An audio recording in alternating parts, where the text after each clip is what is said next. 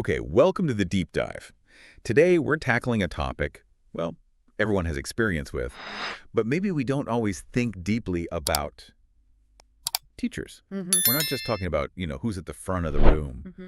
We really want to unpack the whole world of being a teacher using all the insights you shared with us. Exactly. Yeah, for this deep dive, we've looked at, well, everything. The basic definition, what their day actually looks like, the different personalities, Right? and those personal stories, the ones that really stick with you. Yeah. And we'll get into what makes a teacher good, their role in society, different teaching styles, and even some fun expressions people use. So the mission here is to get past the surface level, really dig into what it means to be a teacher and the impact they have, not just on grades, but on us, as people and on society. A proper, well-rounded look. Hopefully, yeah. Yeah. So let's start right there. When we say teacher, who, Yeah. who are we actually talking about? Well, at its core, a teacher is simply someone who helps someone else learn something. But the interesting thing from your sources is just how many places this happens, not just schools. No, exactly. Primary, secondary, sure. But then colleges, universities. Language centers, online tutors. Yeah. It's a really wide field now. The scope is huge. It really is. And even within those places, you've got all sorts of different types of teachers, don't you? Oh, absolutely. You've got your subject specialists, Yeah. math, science, history teachers. Experts. Yeah, and form tutors who are often like a key support person for students. Kind of pastoral care, too. Definitely. And don't forget, substitute teachers stepping in or private tutors giving that one-on-one help. They all play a different but important part. It's quite a complex picture.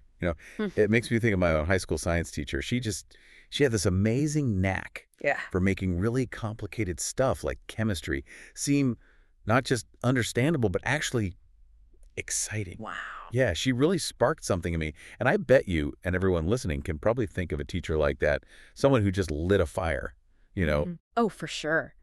That spark is so often where it starts, isn't it? That curiosity. Definitely. It shows the power one person can have. Okay, so if that's who they are, what about their actual day-to-day? What does that look like? It's more than just the 9 till 3. Oh, much more. The picture we get is, well, busy, really structured, lots of juggling. Right.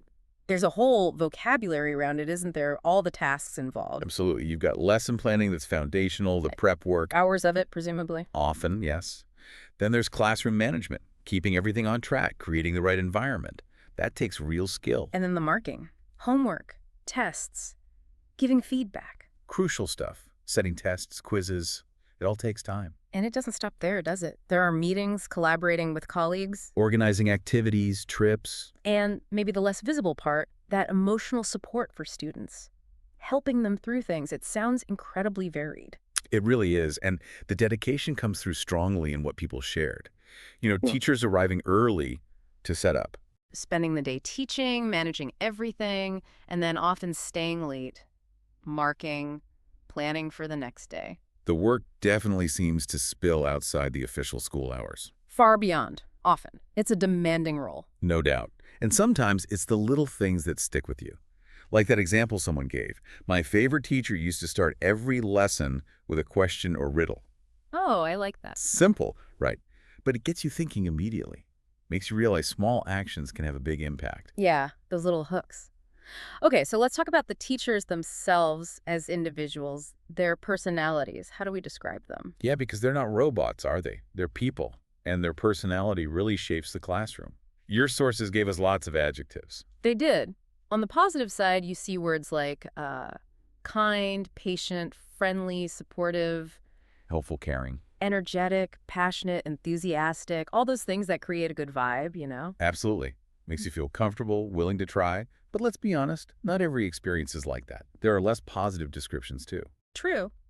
Sometimes a teacher comes across as strict or firm or serious, which isn't always bad, but it changes the feel. Right, a different dynamic. But then you get the more clearly negative ones like boring or lazy or maybe disorganized.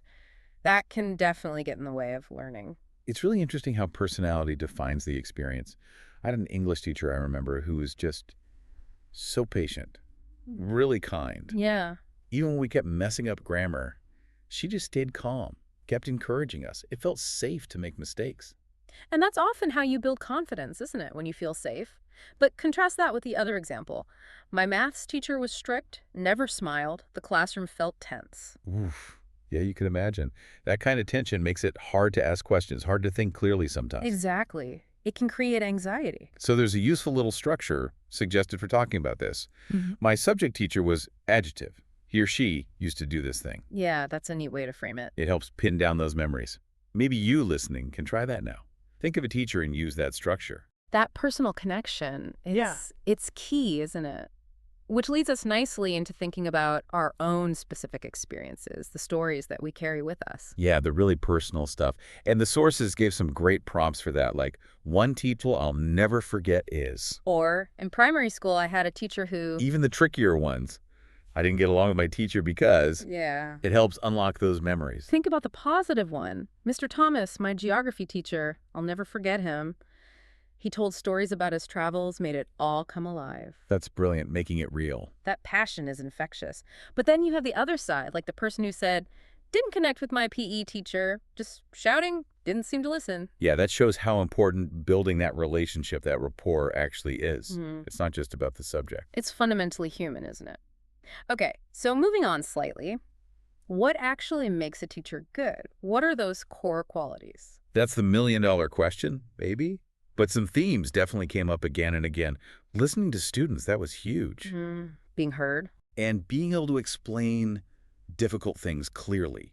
Making complex ideas accessible, that's vital. Absolutely. Patience and encouragement were mentioned a lot too. Yes, and being adaptable, recognizing different students learn differently and adjusting to that. Catering to different needs. And maybe the big one, inspiring students. Lighting that fire we talked about earlier. Yeah. There was one comment that really stood out to me. A good teacher cares about success beyond just grades. They believe in you, even when you don't believe in yourself. Wow, that's powerful. Isn't it? It's about seeing potential, nurturing confidence. It really is. It goes beyond just the curriculum. It's about the person. So maybe a moment for you listening. What do you think makes a good teacher? Based on everything, what's crucial for you? Good question. Okay, let's zoom out now. Think bigger picture. What's the role of teachers in society as a whole? It's more than just homework, right? Oh, massively more. You could argue they're like the architects of the future in many ways. Well, so? Well, they're shaping the next generation, teaching critical thinking, values, preparing people to be, engaged citizens. Building the foundations. Exactly. There were some really strong statements about this, like, teachers are the bedrock of every strong society. It's a big claim, but you can see the logic. And think about this one. Without teachers, there would be no doctors, engineers, artists, leaders. It highlights how fundamental they are to everything else. It really does. And flowing from that, the feeling that teachers deserve more respect and better pay for their hard work, that came through quite clearly. Understandably so. And I like this thought, too. The influence of a great teacher can last a lifetime. That ripple effect. Yeah, and the idea that many are unsung heroes working incredibly hard behind the scenes. It definitely puts things in perspective, and it makes you wonder, doesn't it? How are teachers viewed in your country or community? What's their status? Something to think about. Okay, so let's shift again back into the classroom, sort of. How do teachers actually teach? What are the different styles and methods? It's not all the same, is it? Not at all. There's a whole spectrum. You've got your maybe more traditional lecture-based style, strict maybe. Chalk and talk. Kind of, yeah. Then at the other end, more modern, creative, student-led approaches, lots of activity, discussion. And then thinking about how students learn. Visual, auditory. Kinesthetic, yeah, learning by doing. Teachers often try to mix these up. And the tools they use are different too, right? Technology is huge now. Definitely. Laptops, interactive whiteboards, also things like group work, project-based learning, debates. Lots of different tools in the toolbox. Yeah. Someone mentioned teachers who used games and activities made learning more fun and memorable. That active element. Makes sense. Engagement is key. And we all have preferences, don't we? Like, Yeah. my favorite teachers use group work, or I learn better with videos and visuals. Absolutely. Or the opposite. I didn't enjoy just copying notes from the board. We've probably all felt that. Huh? Yeah, probably. It really shows why flexibility is so important for teachers. Meeting diverse needs. So thinking back, what style worked best for you? What did you enjoy least? It's interesting to reflect on. Okay, now for something a bit lighter. Let's touch on some bonus bits. Fun expressions, idioms related to teachers and learning. Right, the kind of informal language you hear, like if someone loves studying, you might call them. A real bookworm. Classic. Exactly. Or if you learn something through a tough experience, maybe mistake. You learn the hard way. Yep. And the phrase, to teach someone a lesson, Can sound a bit ominous. it can, but it basically means to correct someone, make them learn something from their actions. Got it. What about old school teacher? That usually means someone using more traditional methods, maybe less tech-focused, more structured, perhaps. Right. And if you need to study really hard, You got to hit the books. there you go. Like you might say, my physics teacher was definitely old school, all notes on the board, but, I learned a lot. So it's not always about the latest methods. Okay, so as we wrap up this deep dive, wow, we've covered a lot. We really have. Who teachers are, their daily grind, personalities, our own experiences, what makes a good teacher. Their role in society, different ways of teaching, even those fun idioms. It's been a pretty thorough look, hopefully. Yeah, at a really vital profession. So maybe a little practice task for you listening to kind of bring it all together. Good idea. Think of one teacher you remember well, could be positive, could be negative, doesn't matter. Right. And then just try speaking out loud for a minute or two about them. Yeah. Their name maybe, what subject, what their personality was like. What did you like or not like about how they taught? And crucially, what did you actually learn from them? Could be subject stuff, could be a life lesson. It's just about practicing putting those thoughts into words, isn't it? Helps cement the ideas. Exactly. Practice builds that fluency and understanding. So whether you're a teacher, a student, or just someone interested in learning, thanks for coming along on this deep dive with us. Yeah, thank you. We hope it's given you some useful things to think about. And maybe a final thought to leave you with. Just consider that lasting impact your own teachers have had. Big ways, small ways. How did they shape who you are?